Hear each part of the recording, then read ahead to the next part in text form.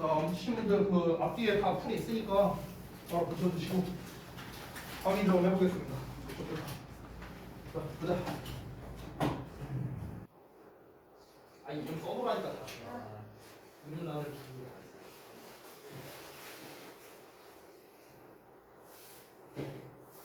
에이.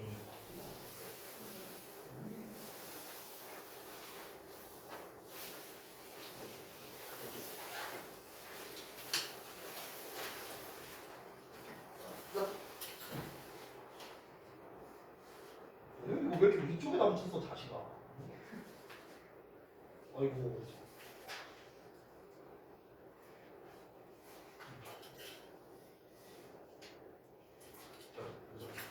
넌 또 왜 안 붙이고 여기 낮장이야?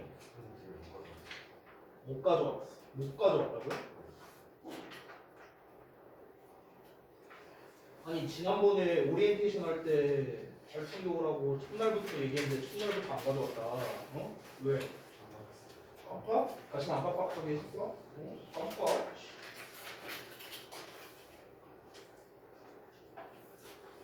자,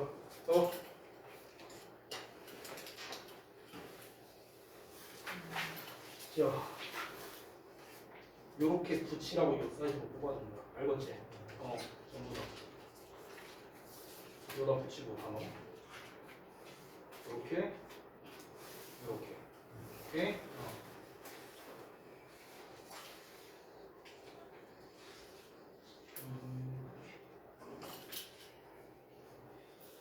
자, 다음. 너는 또 왜 없어?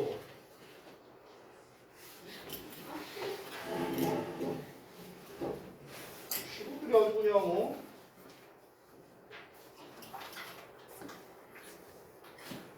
자,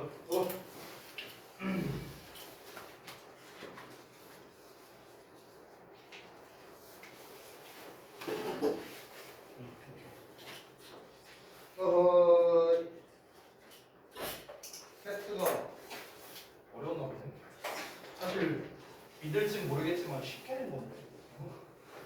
자,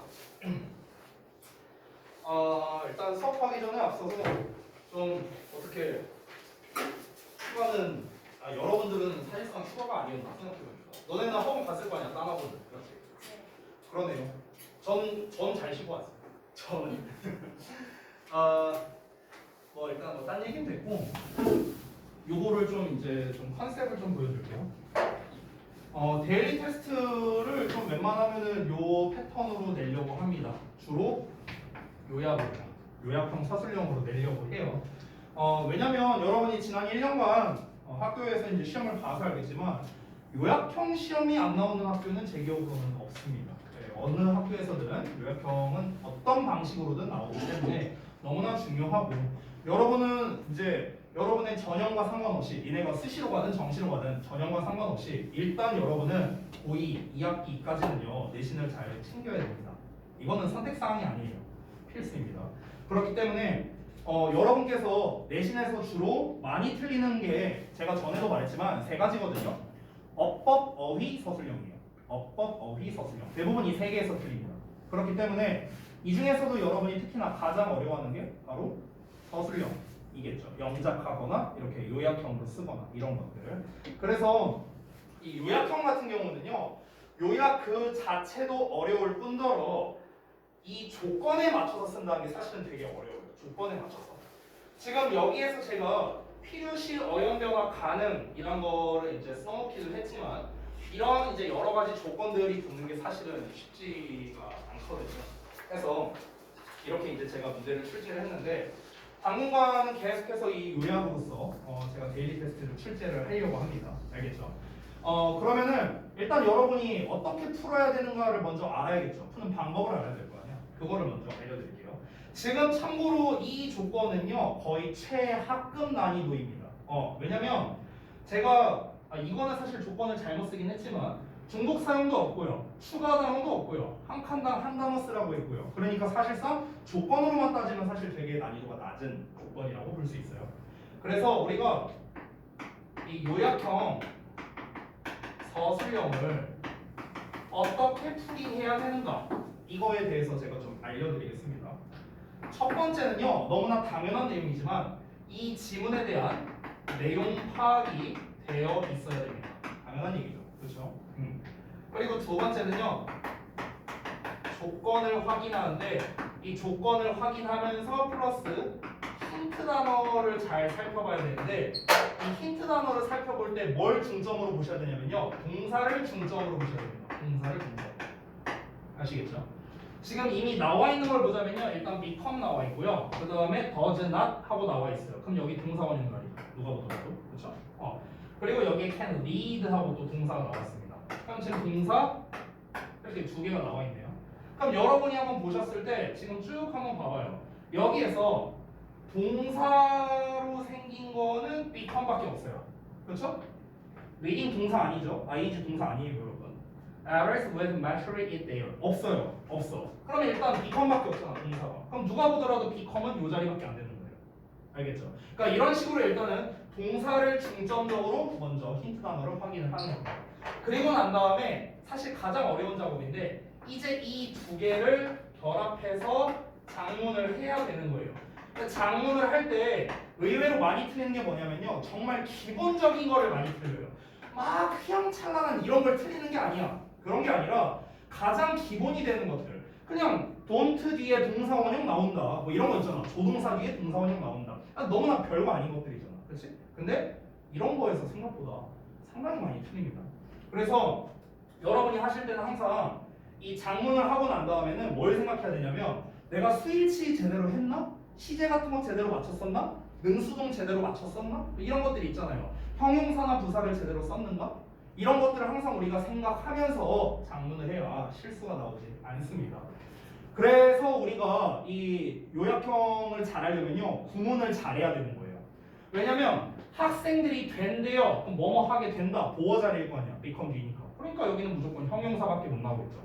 그럼 여기서 형용사로 쓸 수 있는 애는요, 얘밖에 없어요. familiar. 얘나 아니면은 reading 정도? 이 정도밖에 없습니다. 근데 학생들이 읽고 있는 것이 된다면 말이 안 되잖아. 그렇죠? 읽고 있는 중인 상태가 된다. 말이 안 되죠. 그러니까 친숙해진다. 그럼 여기서 또 이어서 나갈 수 있는 게 familiar 하면 짝꿍이 with거든요. familiar with. 뭐뭐에 익숙한, 친숙한 이런 거죠. 그래서 familiar with까지 나오고. 그럼 이제는 우리가 내용을 이해하면 되겠죠. 학생들이 친숙해진대요. 뭐에 친숙해지느냐? 자료에 친숙해진다고 했었잖아요. 내용에서. 그럼 내용과 결합이 되는 거죠, 지금. 그래서 material 나왔고요.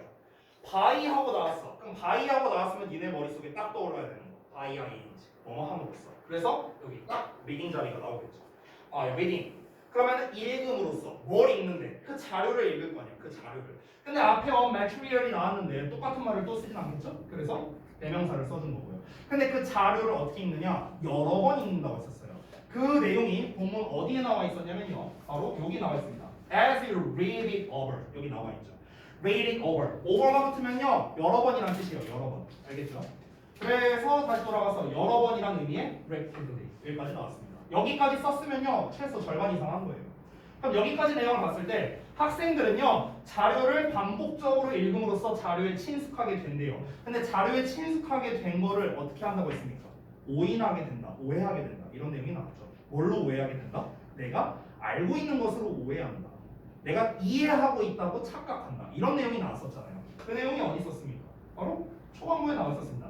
They mistake familiarity. 익숙함을 뭐로 오인한다? 이해하는 걸로 오인한다. 나왔었잖아요, 초반부터. 그렇죠?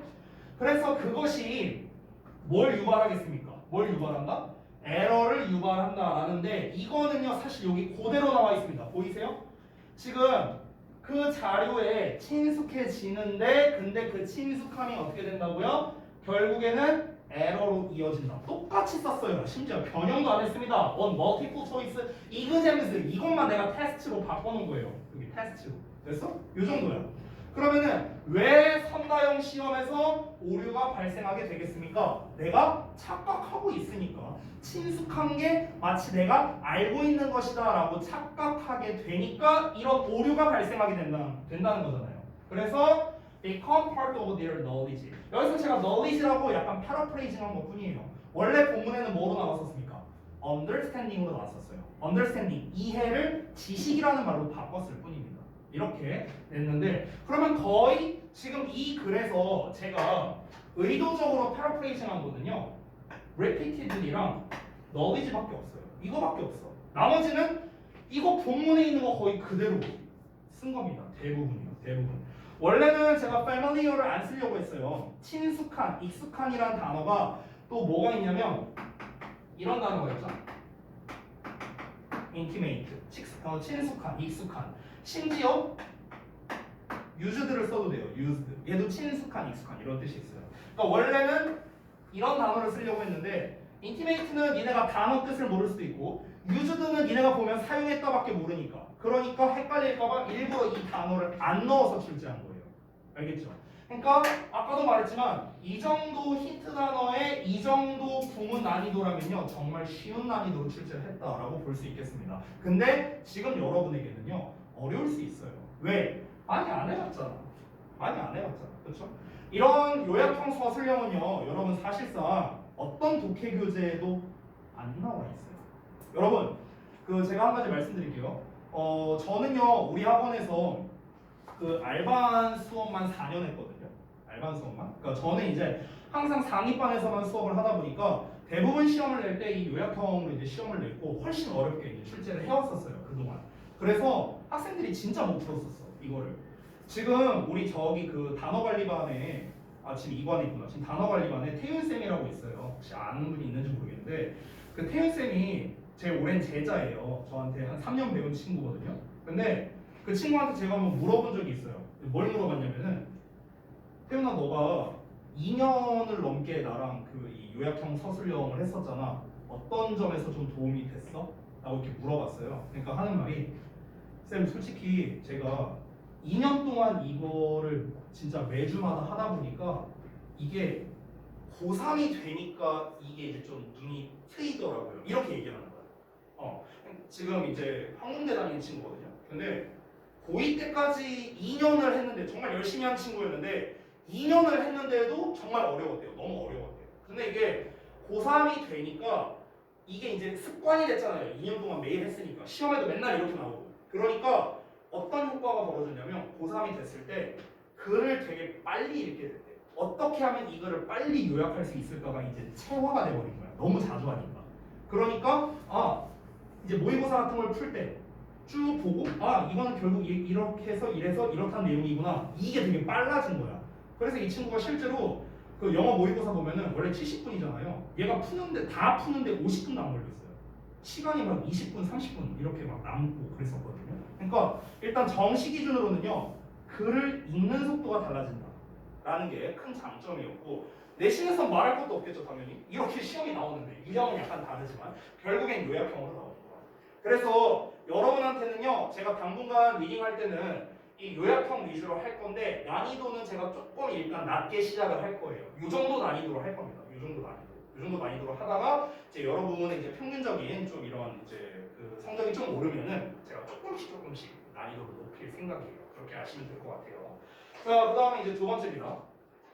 사실 구문 독해에 대한 중요성은 제가 굳이 말을 할 필요가 없다고 생각해요. 너무나도 중요하기 때문에 요거에 대해서 말을 드릴 건데 이 구문 독해 할 때 주의점이 있거든요. 두 가지가 있어요. 요거를 좀 지켜주시기 바랍니다. 첫 번째는 뭐냐면 예를 들어 너네가 어느 부분을 해석을 못하겠어 또는 어느 부분에 단어가 헷갈려 뭐 이럴 수 있겠죠. 만약에 뭐라고 그럴까? 만약에 여기 뭐 familiarity가 만약에 기억이 안 나. 해석을 쓰려고 하는데 그러면은 그냥 이거를 영어로 쓰세요. 해석을 쓸 때 familiarity를 mistake 한다 이렇게 쓰라고요. 단어 뜻이 생각 안 나면 아시겠죠? 이렇게 쓰고요. 나중에 채점을 할 때 어떻게 하시느냐 이거를 여기다 막 겹쳐서 쓰시는 분이 있어요. 이렇게 쓰지 말고요. 그냥 이게 한 줄 그으세요. 한 줄 긋고 아래에다가 쓰세요. 친숙한 착각 하다 이렇게 쓰시라고요. 알겠죠? 왜냐면 여러분이 처음에 쓴 답이 뭔지를 또 제가 알아야 되기 때문에 그런 거니까 여기다 막 이렇게 겹쳐서 쓰지 말고요. 한 줄 긋고 아래나 위쪽에다가 이렇게 써주시면 되겠습니다. 알겠죠? 자, 구문 독해 파트는요 포인트만 설명하고 넘어가겠습니다. 1번 문장에서의 포인트는요 당연히 제일 중요한 건 원오브의 복수명사가 나왔기 때문에 단수 취급된다. 이런 게 좀 중요한 부분이고요. 그 다음에 두 번째로는 관계대명사에 대한 건데 이 부분을 좀 잠깐 볼게요. 여기가 좀 중요하거든요. 자, 잠깐 보시면 이 대시 참고로 주격 관계대명사거든요. 근데 여러분이 어법 시간에 배울 때 주격 관계대명사는 뒤에 주어가 안 나오잖아요. 그렇죠? 근데 여기 student라고 주어가 나왔네. 이제 어떻게 된 거냐? students may think라고 하신 동사 보이시죠? 그렇죠? 근데 뒤를 보면은요, they know the material 이렇게 나와 있어요. 이렇게 나와 있어. 그럼 이제 잠깐만요. 쏘리. 미쳤나 봐. 주관대가 아니고요. 관계대사의 대응. 관계대사의 대응. 쏘리. 실수. 자, 그리고 지금 뒤를 보면은 여기에는 대시 생략된 거고 대절에 주어 동사 목적어까지 완전한 문장이 나왔습니다. 자, 우리가 이런 것처럼 뒷문장이 완전할 때 그리고 앞에 reason이 나왔잖아. 그럼 원래대로라면 우리가 관계부사 y를 쓰겠죠. 원래는요. the reason why를 쓰니까. 근데 우리가 이렇게 앞에 나와 있는 명사, 즉 선행사가요. 뭐라고 합니까? 기본 선행사일 때. 기본 선행사가 뭐냐면 자, 관계부사의 종류 4개 있죠. when, where, how, why 있잖아. 4개잖아. 근데 얘네들의 가장 대표적인 선행사. 예를 들면 when은 time이겠죠. 시간이니까. where는 장소니까 place겠고요. 그렇죠? 이런 애들 있죠. how는 way고요. why는 reason이잖아. 그렇죠? 얘네가 대표 선행사거든. 이런 대표 선행사가 나올 때는요. 이 관계부사들 대신에 얘네들 대신에 대수로 쓰기도 해요. 대수로 쓰기도 합니다. 그래서 대수로 지금 나온 거예요. 관계부사의 대신으로 그냥 쓰인 겁니다. 자, 그래서 이 부분이 좀 중요한 포인트라서 잠깐 이제 설명드렸고 해석을 좀 해보자면 주된 이유들 중 하나. 근데 어떤 이유냐? 학생들이 생각하기에 그들이 그 자료를 알고 있다고 생각하는 주된 이유 중 하나는 심지어 뭐 할 때조차 그들이 그 자료를 알지 못할 때조차 이 논조 뒤에 생략된 거는 요거죠. 그렇죠? 그럴 때조차도 애들이 이제 자기들이 그 자료를 알고 있다, 자료의 내용을 알고 있다라고 생각하는 이유 중 하나가 바로 뭐다? 대절이다. They mistake familiarity for understanding. 자, mistake A for B, A를 B로 착각하다, 오인하다 였습니다. 그래서 이 익숙함이라는 걸 이해로 착각하기 때문이다. 이렇게 해석하면 되겠고요. 두 번째, 임팩트부터 볼게요. 여기서도 이제 좀 포인트가 있는데 여기서의 포인트는 가장 중요한 건 역시나 여기겠죠. Only to find 이 부분. 지난번에 한번 설명했었는데 자, 다시 설명할게요. 홈만 나오고 only 투부정사 나오면 이때는 해석이 어떻게 되는가? 결국 뭐뭐 하다라고 해석이 되거나 아니면 그러나 뭐뭐 하다라고 해석하거나 둘 중 하나라고 했었어요. 지난번에 말해줬습니다. 문법적으로 말하자면 투부정사의 부사적 용법의 결과이다 이렇게 말하는데 용어 필요 없어요. 그딴 거 몰라도 되고요. 그냥 홈마 only to 동사 원형하면 결국 뭐뭐하다 그러나 뭐뭐하다 둘 중 하나를 해석하면 된다. 이게 포인트였습니다. 자, 그리고 중간에 제가 이제 그 생략한 게 있긴 있는데 이 부분을 제가 분석을 하다 말았네요. 여기 you had read 하고 나온 부분 있죠? 이게 이제 something을 꾸며주는 거예요. 이렇게 되는 겁니다. 대생략된 거. 너가 읽었었던 어떤 거 이렇게 해석이 되는 거죠. 나머지는 별로 볼 거 없습니다. 그러니까 나머지는요 구문적으로 어려운 건 하나도 없어요. 구문적으로 어려운 건. 근데 구문적으로 여러분이 해석상 헷갈릴 수 있는 건 딱 이 2개 정도라고 생각돼서 이 2개만 제가 간략하게 보여드렸습니다. 됐죠? 자, 이 정도로 마무리하고요.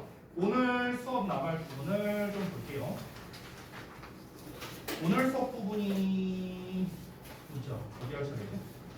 6번 할 차례인가? 아닌가? 5번인가? 어디 할 차례죠? 5번 할 차례인가요? 알겠습니다.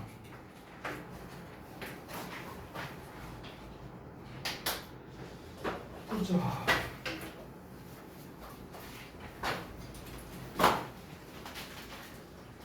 순서 문제네요, 이거. 자, 페이지는 그 9페이지죠? 9페이지 다 뜨시면 되고요. 5번에 있는 것부터 하나씩 보겠습니다. 오늘부터 이제 지난 시간에는 오리엔테이션 하느라 시간을 좀 많이 썼었죠. 오늘부터 이제 본격적으로 제가 좀 독해에 대해서 좀 글을 어떻게 읽어야 되는가. 단순히 이제 해석하는 게 중요한 게 아니라 글을 어떻게 읽느냐, 읽는 방법을 하나씩 알려드리려고 합니다. 쌤, 저 체육 못 가는 거 같아요. 그래요? 잠깐만요. 어디 있지?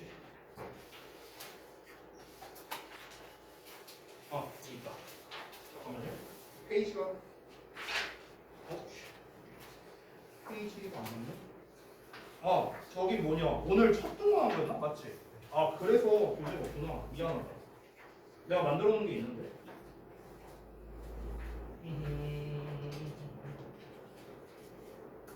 잠깐만요. 만들어 놓은 게 있었는데 내가 따로 뺐나? 죄송해요.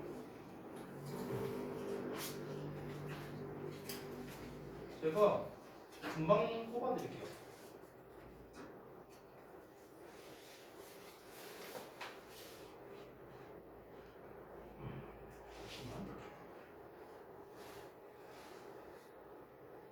아이 참.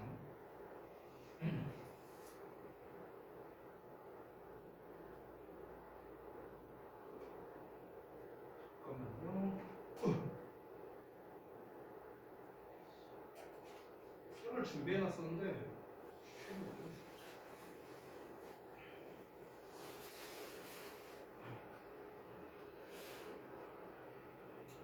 아이고 이거 교재를 제가 뽑아드릴 테니까 저기 뭐야 어차피 앞 시간 그러니까 앞에 한 5분 내지 10분 정도는 제가 좀 설명할 게 있거든요. 그래서 그거를 좀 설명드리고 시작할 거라서 네, 처음에는 괜찮을 거예요. 제가 교재는 일단 저기 실장께 좀 부탁드리고 올게요. 잠시만요. 죄송해요.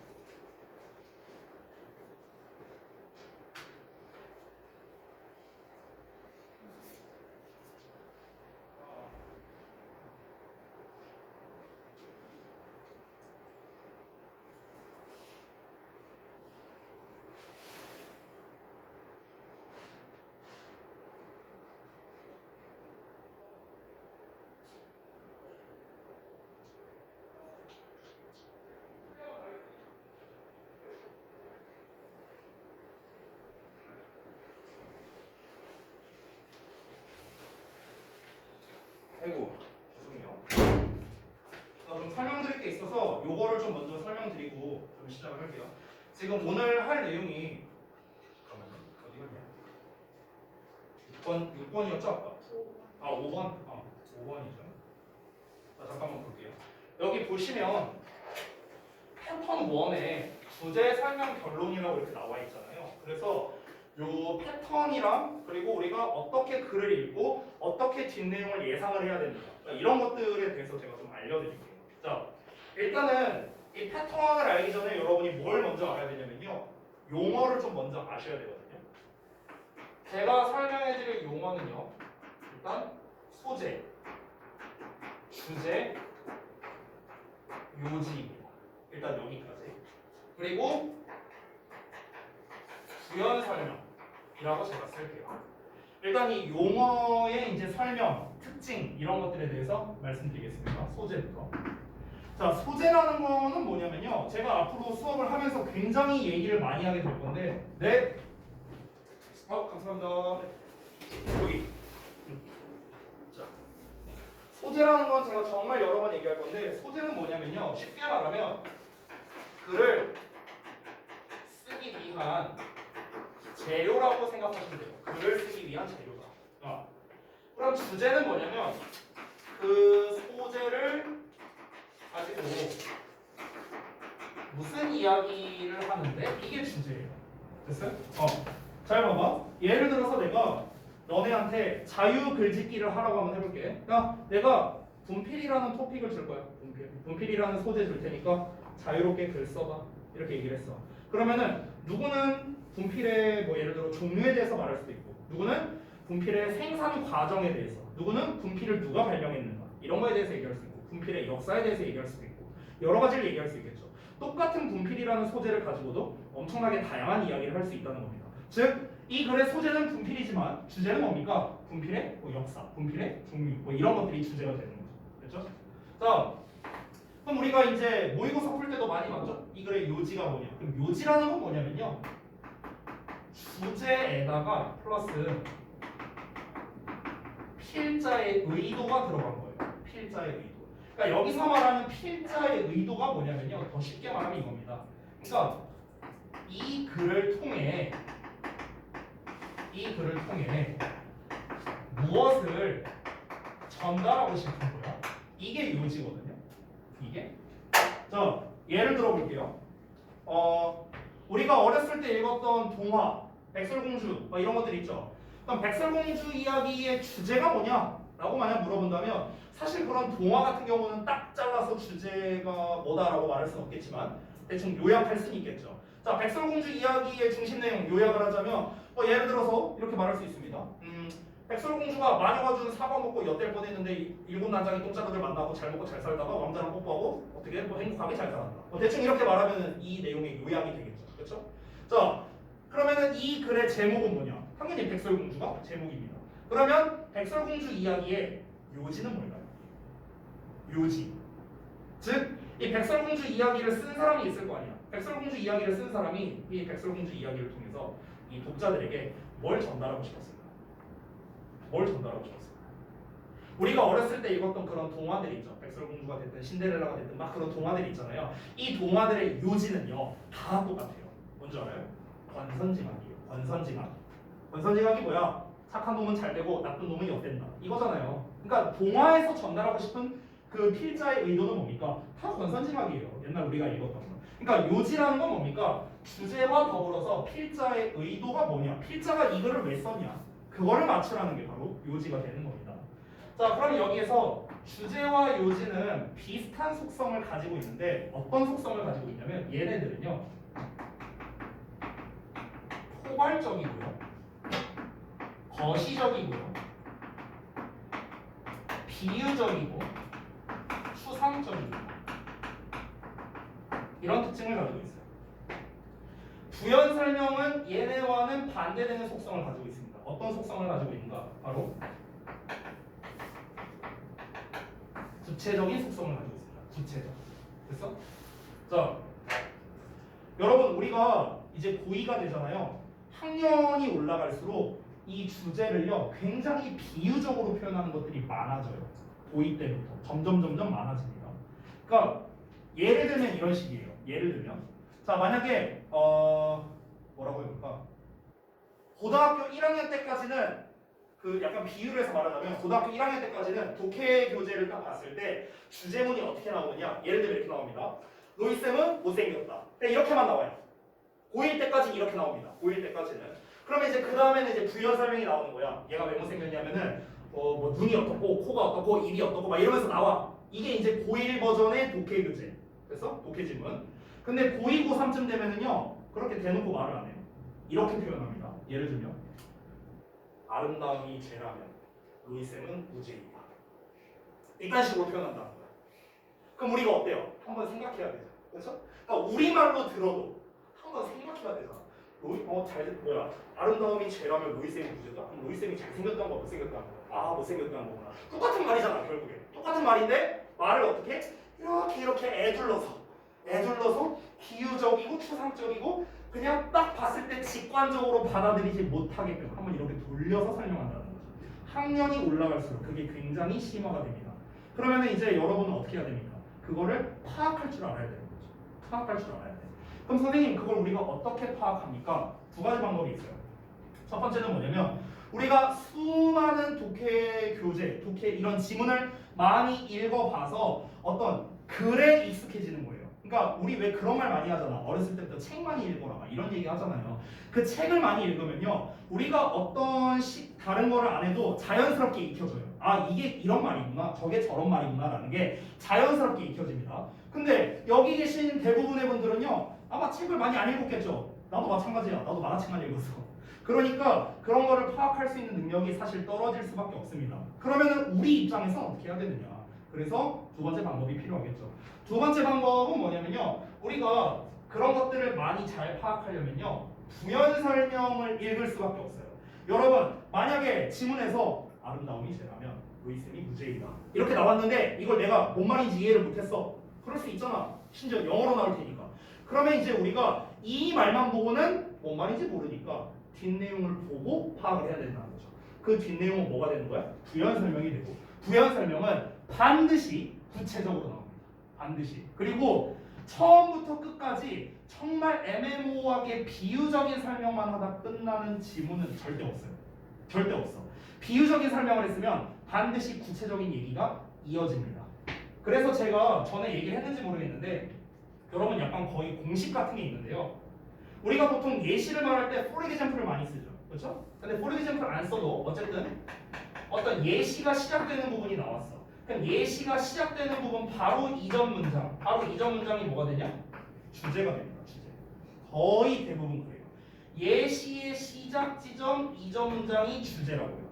근데 글 중에서 이렇게 나오는 경우도 있어요. 시작부터 예시가 나오는 경우도 있거든. 시작부터. 그럼 이때 우리가 머릿속에 뭐가 있어야 되냐면 주제가 마지막에 나오겠구나. 후반부에 나오겠구나. 이렇게 생각하면 되는 거예요. 알겠죠? 여러분 주제를 파악하는 게 왜 중요한지는 지난 시간에 제가 입이 닳도록 얘기를 했습니다. 왜? 모든 고등학교 독해 시험에 60% 이상은 주제를 알아야만 풀 수 있는 문제로 나오기 때문에 라고 얘기를 했어요. 그래서 어디가 주제가 나오는가, 주제가 어떻게 나오는가 이걸 파악하는 게 굉장히 중요한데, 근데 일단 첫 번째 팁으로 알려준 게 뭐다? 예시가 시작되는 부분 전 문장이 주제이다 라는 걸 제가 말씀드린 거예요. 그러면은 이 패턴이 여러 가지가 있는데 그 중에 가장 첫 번째 패턴이 우리가 바로 지금 배우는 패턴 1의 주제, 설명, 결론이라는 패턴이에요. 이게 대표적인 패턴이다. 자, 그러면 요거 다 지우고 지금 우리가 지난 시간에 짧게 봤었고 오늘도 볼 이 5번 질문이 어떠냐? 주제가 초반에 나오고 이 설명은 당연히 부연입니다. 부연. 그리고 이 결론이라는 거는요 보통 두 가지 중 하나인데요. 어떤 거에 대한 결과를 말하거나 아니면 주제를 다시 말하는 주제 재진술로 이루어져 있어요. 둘 중 하나인 경우가 대부분입니다. 주제, 설명, 결론 패턴은요. 그러면 여러분이 만약에 이 글이 이 패턴이구나 라는 걸 알 수 있으면요 내신에서 어떻게 되는 줄 알아요? 여러분 내신들이 이번에 다 받을 때 각자 담당하셨던 선생님들이 이런 얘기 했을 겁니다. 야 이거 변형 문제로 이렇게 나온다. 빈칸으로 나온다 이거 대입학으로 나온다, 이거 어법 나온다, 어휘 나온다 이런 얘기를 분명 하셨을 겁니다. 각자 담당 선생님들이. 그럼 선생님들은 그걸 어떻게 할까요? 그걸 어떻게 할까? 이 패턴을 알고 있기 때문에 그럴까요? 이 패턴을. 여러분 주제 나오고 부연 설명 나오고 주제를 다시 말하는 거. 우리가 일명 국어 시간에 수미상관 구조다 이런 거 들어가죠. 그렇죠? 이렇게 나와요. 글이 이렇게 있으면 여기에 주제가 나와. 그 주제에 대한 설명이 막 쭉 나와. 여기 마지막에 결론이 나와. 근데 결론이 주제를 다시 말하는 거예요. 그러면 이런 거는 시험에 어떻게 낼 거 같아요? 니네가 만약에 출제자라면 이런 걸 뭐 어떻게 내는 줄 알아요? 빈칸으로 내는 거예요. 이런 걸 빈칸으로 내는 거예요. 빈칸을 어디다 뚫어? 여기다 뚫거나 여기다 뚫거나. 됐어? 이렇게 출제하는 거예요. 그러니까 우리가 패턴을 알면요 어떻게 시험에 나올까도 알 수 있어요. 그렇게도 파악을 할 수 있다. 그래서 이런 패턴까지 여러분이 지금 당장 파악하기는 어렵지만 지금 단계에서 여러분은 뭐만 아시면 되냐면요. 가장 대표적인 패턴은 제가 소개를 해줄 거지만 그 외적인 패턴들은요. 그냥 기본, 결국 글은 주제와 부연 설명 두 개로 이루어져 있다. 이것만 일단 아시면 돼요. 이것만 알아도 50%는 먹고 들어가요. 어떤 글을 읽더라도. 그러니까 처음에 예시로 시작하네? 주제가 뒤에 나오겠구나. 처음에 주제로 시작하네? 뒤에 예시가 나오겠구나. 예시가 시작되네? 그럼 이전 문장이 주제구나. 이런 것만 파악하면 됩니다. 그럼 여기서 이제 더 구체적으로 들어가야겠죠. 선생님, 예시가 시작하는 문장이 어디인지 우리가 어떻게 알아요? 이런 문제가 또 생기겠죠. 예시가 시작되는 문장의 특징을 알려줄게요. 여기다 쓸게요.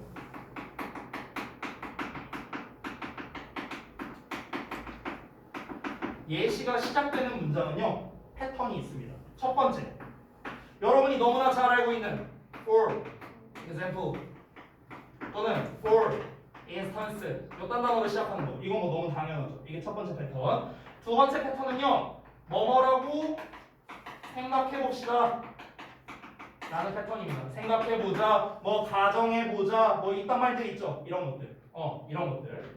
그리고 세 번째는요 앞에서 언급이 안 됐었고 갑자기 새로운 소재가 등장합니다. 새로운 소재. 그러니까 예를 들어서 이런 거야. 만약에 아까 전에 읽었던 글인데 제가 잠깐 말해줄게요. 행복의 조건은 구매할 수 없지만 행복의 조건은 구매할 수 있지만 행복은 구매할 수 없다. 첫 문장이 이렇게 나왔어. 그 다음 문장이 뭐라고 나온 줄 알아? 그것은 테니스와 같다. 이렇게 말했어. 여러분 지금 첫 문장에서 뭐라고 얘기했어요? 행복에 대해서 얘기했거든. 근데 갑자기 테니스 얘기가 나왔어. 전혀 생뚱맞죠. 관련성이 없죠. 그러니까 갑자기 앞에서 한 번도 언급되지 않았던 테니스 얘기가 갑자기 새로운 소재로 등장했죠. 그럼 이 테니스 얘기는 뭐예요? 예시 등단 거예요. 알겠어요? 이렇게 생각하라고. 아시겠죠? 자, 그럼 우리가 이러한 패턴들을 알고 있는 상태에서 이제 글을 읽어볼 거고요. 여기에서 이 순서 맞추는 거 전에도 말했지만 지금 단계에서는 중요하지 않습니다. 이 순서에 대한 해석은 좀 이따가 해드릴 테니까 자, 일단 우리 지문부터 한번 읽어볼게요. 자, 5번 지문이었죠. 5번 지문이 조금 어렵거든요. 그래서 잘 따라오세요. 갑니다. As much as we can learn. 자, as much as 이런 것도 해석 잘 못해요. 그래서 이것도 알려줄게. 앞에 있는 as랑 뒤에 있는 as가 해석이 다르거든. 앞에 있는 as는 똑같이야. 뒤에 있는 as는 뭐만큼이란 뜻이에요. 이렇게 해석하거든. 그러면 we can learn이니까 우리가 배울 수 있는 것만큼 똑같이 많이 이렇게 해석하는 거야. 이게 정석이에요. 그래서 이제 약간 의역하면은 우리가 배울 수 있는 것만큼이나 이렇게 해석이 되는 겁니다. By examining fossils. fossil은 화석이니까 화석을 조사함으로써 우리가 배울 수 있는 것만큼이나 it is important to remember. 기억하는 게 중요하답니다. 여러분, 이것도 하나 패턴. It is important to 이렇게 나왔죠. 요거. 주제문에서 굉장히 많이 쓰이는 패턴입니다. 뭐뭐가 중요하다. 뭐뭐가 중요하다.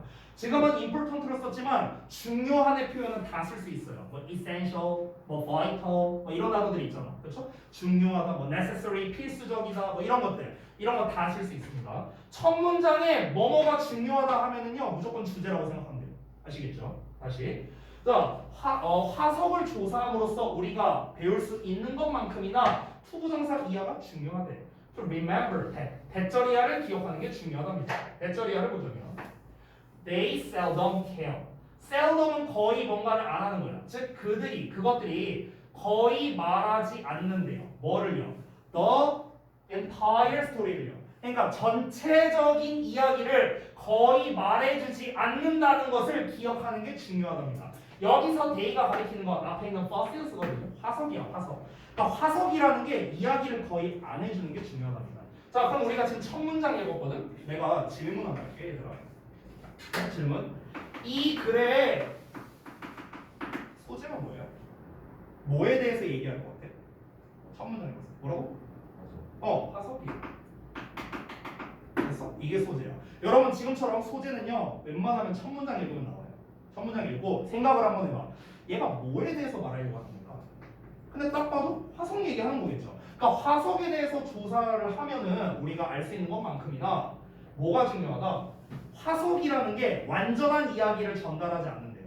화석이 완전한 이야기를 전달하지 않는다? 이거를 우리는 어떻게 받아들여야 될까?